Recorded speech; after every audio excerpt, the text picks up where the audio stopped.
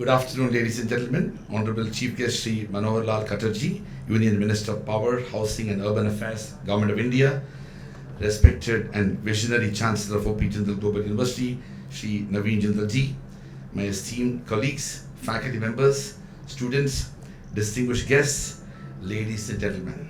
I was planning to speak in English, but every time I meet our Honorable Shri Manohar Lal Khattarji, he ends up speaking in Tamil to me. And as some of you know, I am from the southernmost tip of India, a place called Kumari. So I felt that today I should try to speak in Hindi. So मैं कोशिश करूँगा. मेरा हिंदी उतना अच्छा नहीं है, मैं क्षमा चाहता हूँ आप सबसे, लेकिन मैं कोशिश करूँगा. मेरे लिए बहुत बड़ा गौरव और सम्मान है कि मैं आज इस ऐतिहासिक अवसर पर आप सबका हार्दिक स्वागत कर रहा हूँ, जब हम ओपी जिंदल ग्लोबल यूनिवर्सिटी की वर्ल्ड क्लास स्पोर्ट्स एकेडमी का इनॉग्रेशन और डेडिकेशन कर रहे हैं. हम अपने आप को धन्य मानते हैं कि आज हमारे बीच में श्री मनोहर लाल खट्टर जी उपस्थित हैं. एक दूरदर्शी नेता, जनता के प्रतिनिधि और इंस्पायरिंग नेता है. हरियाणा के विकास और प्रगति में उनका योगदान अत्यंत महत्वपूर्ण है. सर, आपकी उपस्थिति इस अवसर को और भी गौरव में और सम्मानित बनाते हैं. आज के दिन हमारे प्रिय चांसलर श्री नवीन जिंदल जी की दृष्टि और सेवा भाव का भी उत्सव है. शिक्षा, खेल और राष्ट्र निर्माण के प्रति उनकी लगान हमेशा अपार रही है. तिरंगा लहराने के अधिकार से लेकर विश्वविद्यालय बनाने में भी उनका स्थापित करने का जो उनका योगदान बहुत ही महत्वपूर्ण है. नवीन जिंदल जी एक आदर्श प्रेरणा है. ये स्पोर्ट्स एकेडमी उनके सपने का एक और चरण है. युवा शक्ति को सशक्त बनाने के लिए बहुत ही बड़ा कंट्रीब्यूशन किया उन्होंने.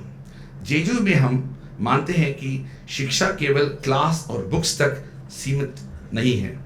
सच्ची शिक्षा का अर्थ है मन, शरीर और आत्मा का विकास. खेल इस यात्रा का एक आवश्यक हिस्सा है. ये स्पोर्ट्स एकेडमी सुनिश्चित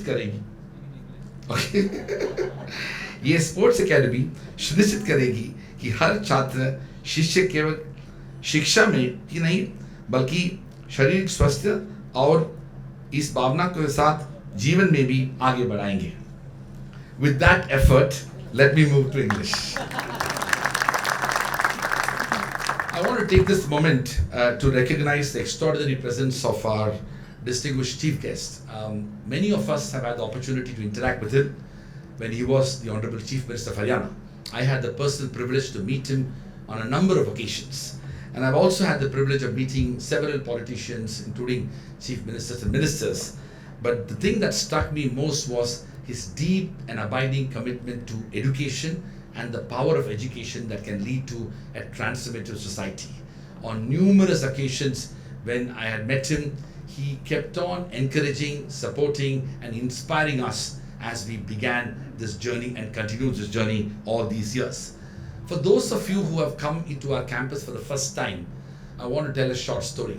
O.P. Jindal Global University began in a very modest manner in the year 2009 with just 100 students, 10 faculty members, 20 administrative staff, only 4 classrooms, 100,000 square feet of built up space, which also had housing for those 100 students in the then existing 54-acre campus. Nothing was here, and we started with that single most important idea that we will be able to build a world-class university here in Sonipat, Haryana. The extraordinary journey that we began on 30th September 2009 is continuing even after 16 years. Today we have become a multidisciplinary university with more than 16,000 students from 75 plus countries, more than 4,000 faculty members and staff from 51 countries. The faculty members who come from these 51 countries are full-time faculty members who reside in Sonipat, live in Haryana. This journey that began with the law school in the year 2009 has become a multidisciplinary university with a business school, a school of international affairs, a school of public policy, a school of liberal arts and humanities, a school of journalism and communication, a school of art and architecture, a school of banking and finance, a school of environment and sustainability, a school of psychology and counseling, a school of languages and literature, and a school of public health and human development. We have grown significantly, but have also maintained a good faculty-student ratio, which has enabled us to ensure excellence in all what we do. Our journey has brought us to where we are. We have now been recognized consistently as India's first-ranked private university. We are also the first and only university in the state of Haryana which has been declared as an institution of eminence by the Government of India. As some of you know, the Honorable Prime Minister of India had announced a major scheme of Institution of Eminence with a view to identify 10 public universities and 10 private universities in India, and that process led to we being declared as one of only 4 private institutions which have been given the status of Institution of Eminence.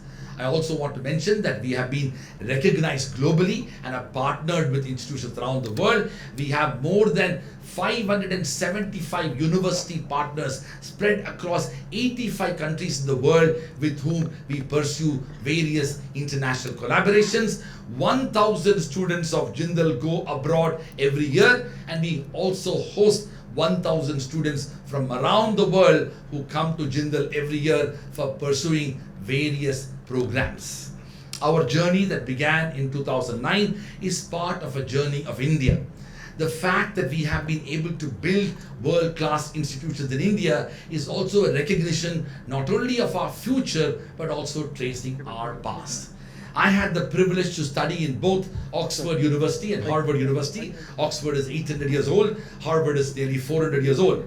But I must tell you, ladies and gentlemen, that India had institutions long before Oxford and Cambridge. Nalanda, Takshashila, Vallabhi and Vikramshila were institutions that were prevailing as part of Indian civilization, our rich cultural and educational heritage. And we had institutions that were performing a transformative role. Such was the rich heritage that we had, and we in many ways are tracing our history in our effort to move towards the future. As our Prime Minister has outlined the vision for Viksit Bharat 2047, it is also important to recognize that we will be able to achieve the vision of Viksit Bharat only if we are able to create institutions of global excellence. There is no country in the world which has achieved the status of a developed nation without having a significant presence of universities among the top 100 in the world.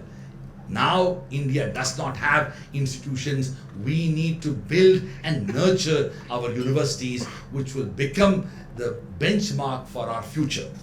I also want to say that as we look at the future with the vision and philanthropy of our founding Chancellor and benefactor, Mr. Naveen Jindal, who has already contributed nearly 4,000 crores to build this university, I have requested him to put another 4,000 crores to build the future.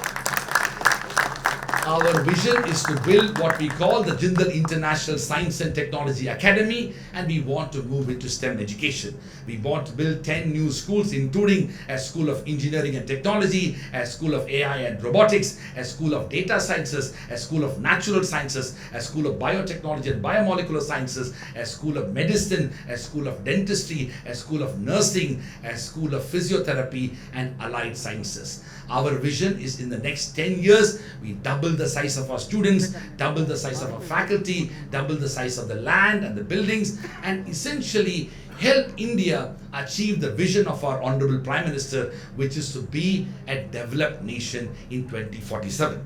Towards closing, I want to say that it is politicians and statesmen like individuals such as Shri Manohar Lal Khattarji who are nurturing and building these institutions.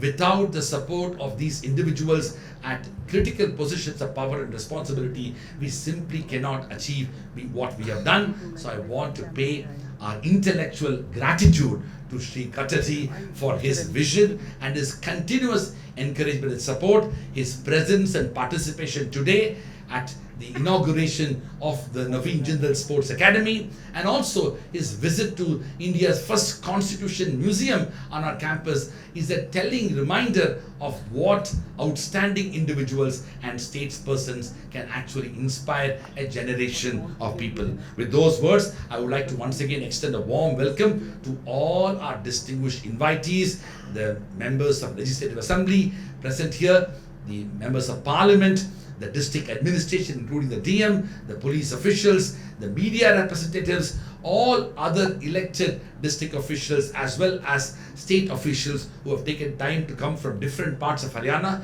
as well as from Chandigarh. I would like to extend a warm welcome to all the Arjuna awardees, the Beam awardees, and others who have also responded to our invitation and who are present here. Thank you very much, and once again, congratulations, JGU, and thank you to Honorable Kachachi.